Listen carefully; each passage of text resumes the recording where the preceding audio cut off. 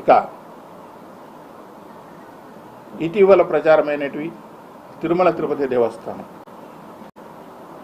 సున్నితమైన అంశం అయినప్పటికీ ఒక పాలక మండలి సభ్యుడిగా పనిచేసిన నా అనుభవం వీటన్ని దృష్టిలో పెట్టుకొని కొన్ని విషయాలు కూడా చెప్పాల్సిన అవసరం ఉంది.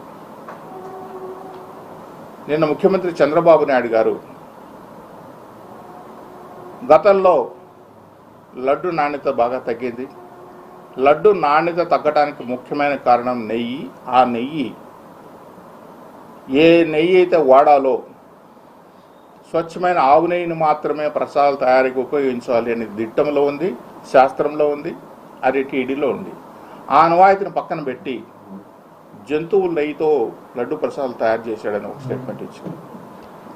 చాలామంది జంతువుల నెయ్యి లేనిది, జంతువుల నెయ్యిలు ఎట్లా వస్తాయి, జంతువుల నెయ్యి తీసుకొస్తాడా, రాజకీయ అవసరాల కోసం మాట్లాడతాడా, మనిషి పుట్టుకైనాడు పుట్టినోడు ఇట్లా మాట్లాడుతున్నాడు ఒక పెద్ద మనిషి.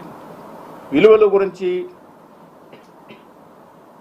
ఆచారాల గురించి, మనిషి సాంప్రదాయాల గురించి విపరీతంగా మాట్లాడు ఇంకో పెద్ద మనిషి ఇక్కడే ఉన్నాడని తిరుపతిలో.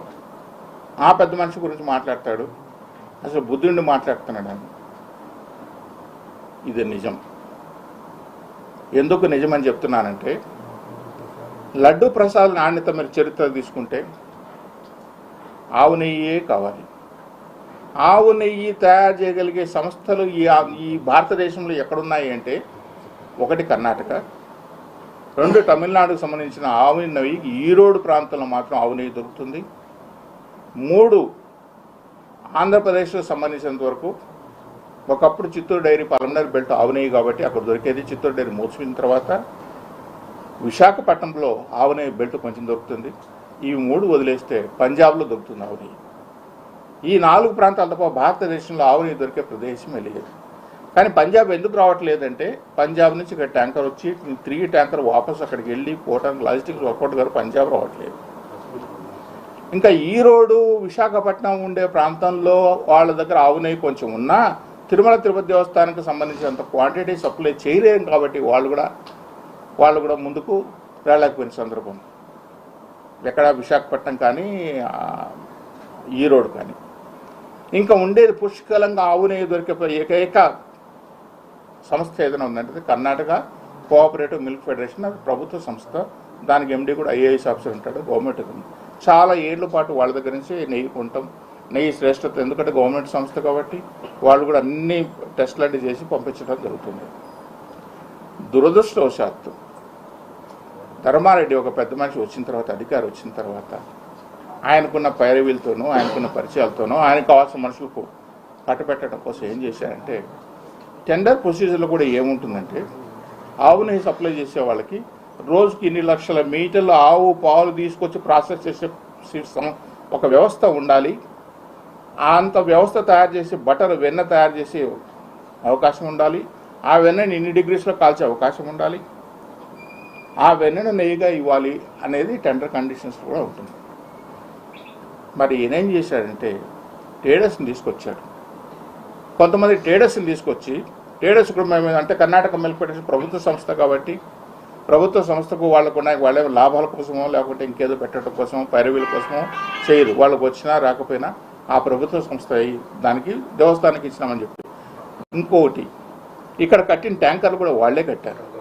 కర్ణాటక కోఆపరేటివ్ మిల్క్ ఫెడరేషన్ వాళ్ళే దేవస్థానానికి సంబంధించిన ట్యాంకర్లు కట్టింది కూడా వాళ్ళే.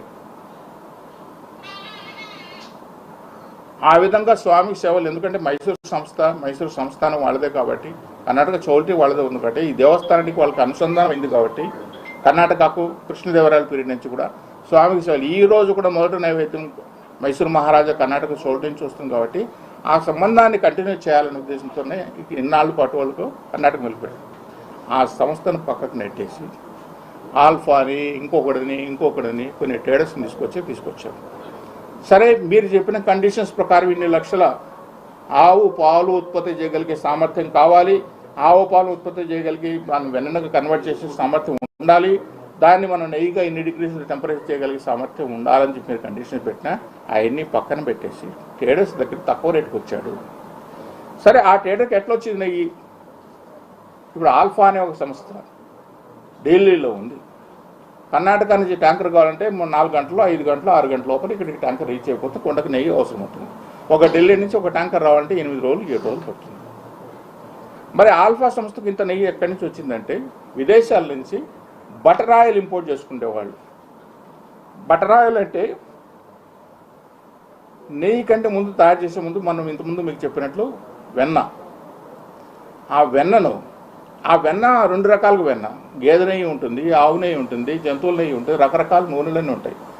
ఈ బటర్ ఆయిల్ ఒక ఫ్యాట్ కంటెంట్లో తీసుకొచ్చిన బటర్ ఆయిల్ని తీసుకొచ్చి ఆ బటర్ ఆయిల్ని ప్రాసెస్ చేసి కలర్ మిక్స్ చేసి, ఎందుకంటే ఆవు నెయ్యి ఒక్కటే పచ్చగా కనిపిస్తుంది, గేదె నెయ్యి తెల్లగా ఉంటుంది. ఆవు నెయ్యి అనేది ఏంటంటే కుకింగ్లో స్మెల్ వస్తుంది, ఫ్రాగ్రెన్స్ వస్తుంది, ఆ సువాసన కానీ రుచి కానీ మనం వండే కొద్దీ వస్తుంది. గేదె నెయ్యిలో ఏంటంటే ప్యాకెట్ ఓపెన్ చేస్తేనే స్మెల్ వస్తుంది. ఈ ఆవు నెయ్యి కోసం పచ్చగా ఉండటం కోసం ఏంటి కలర్ కలిపి బయట నుంచి బటర్ ఆయిల్ ఇంపోర్ట్ చేసుకుని విదేశాల నుంచి ఆ నెయ్యిని తీసుకొచ్చి కొన్ని ఏళ్ళ పాటు దేవస్థానం సప్లై చేశారు. అది ఆవు నెయ్యి కాదు కాబట్టి లడ్డు పగిలిపోవటము. తీసుకున్న పక్క గంటకో 2 గంటకో ఇంతకుముందు కంపాక్ట్గా ఉండే లడ్డు మనం తీసుకొచ్చి ఇంట్లో 2-3 రోజులు పెట్టుకున్నా అట్లే కంపాక్ట్ ఉండే లడ్డు తీసుకొచ్చి ఈరోజు పొడైపోవటము, రుచి తగ్గిపోవటము. దిట్టం ప్రకారం దిట్టాన్ని మనం పూర్తి స్థాయిలో అమలు చేయాల్సిన బాధ్యత పాలక మండలి పైన ఉంటుంది, అధికారుల పైన ఉంటుంది. ఆ దిట్టాన్ని పూర్తిగా పక్కన పెట్టి బటర్ ఆయిల్ ఇంపోర్ట్ చేసుకుని ఆ బటర్ ఆయిల్ని తీసుకొచ్చి ప్రసాదాలు వాడుకున్నామంటే మనిషి పుట్టిన చెప్పిన పెద్ద మనిషి నువ్వు మనిషివేనా? నీకు మనిషి లక్షణాలు ఉన్నాయి నీ దగ్గర? విలువల గురించి మాట్లాడే ఒక పెద్ద మనిషికి నీకు విలువలు ఉన్నాయా? సాక్షాత్తు దేవునికి ప్రసాదం తయారు చేస్తున్నాం కదా, ఆ ప్రసాదం బటర్ ఆయిల్ తీసుకొస్తున్నాం కదా, ఆ బటర్ ఆయిల్ ఆవునేయా కాదా, అది ఆవునేయా గేదెనయ్యా లేకుంటే వేరే జంతువులయ్యా తెలుసుకోవాల్సిన విశేషణ కూడా నీకు లేదా?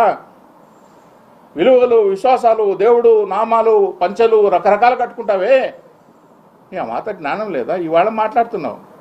చంద్రబాబు నాయుడు ఒకసారి ఆయనకు దేవుడు శిక్ష ఇచ్చాడు, నిజమే. ఒక చిన్న పొరపాటు జరిగినప్పుడు వెంకటేశ్వర స్వామి దగ్గర ఒక చిన్న సంఘటన జరిగింది. కానీ నువ్వు చేసిన పొరపాట్ల వల్ల సాక్షాత్తు మహానుభావుడు పనిచేసిన రాజశేఖర రెడ్డి ఈ కొండలో గలిచిపోయాడు.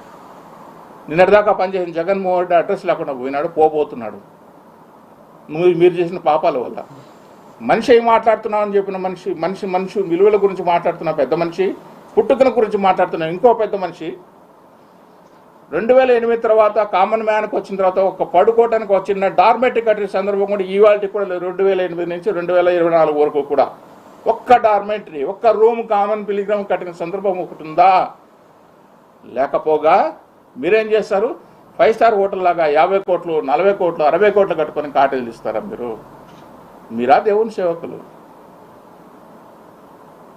మేము దేవుని పరిపాలన పనిచేసామని చెప్పుకునేవాళ్ళు మీరా? మనిషి పుట్టుకల గురించి దేవుని గురించి మాట్లాడేవాళ్ళు మీరా? పరకామణి స్వామి సన్నిధిలో ఉండాలని సాక్షాత్ శాస్త్రం చెప్తుంది. ఆగమ శాస్త్రం చెప్పిన వాళ్ళు ఇంకా బతికే ఉన్నారు, ఆగమ శాస్త్రం ఉన్నారు. పరకామణి దేవుని సన్నిధిలోనే ఉండాలని చెప్పి తెలిస్తే కూడా పరకామణిని తీసుకుపోయి బయట పెట్టావే. గుడిలో పరకామణి ఉన్నప్పుడే మనకు డబ్బులు పోతున్నాయి, బంగారు పోతుంది, కరెన్సీ పోతుంది, డాలర్లు పోతున్నాయని చెప్పి ఒగ్గోలు పెడుతుంటే ఒక పక్క మీడియా సంస్థలు అన్నీ మాట్లాడుతూ ఉంటే తీసుకుపోయి ఆ పరకామణిని తీసుకుపోయి బయట పెట్టావు నీ బిల్డింగ్ కోసం, ఆ బిల్డింగ్ కాంట్రాక్ట్ కోసం, దాంట్లో పడే ప్రలోభాల కోసం తీసుకొచ్చి పెట్టావే. నువ్వా మనిషివి? నీకా విలువ ఉండేది? కమిషన్ల కోసం కక్కుర్తి పడ్డా నువ్వా మాట్లాడేది?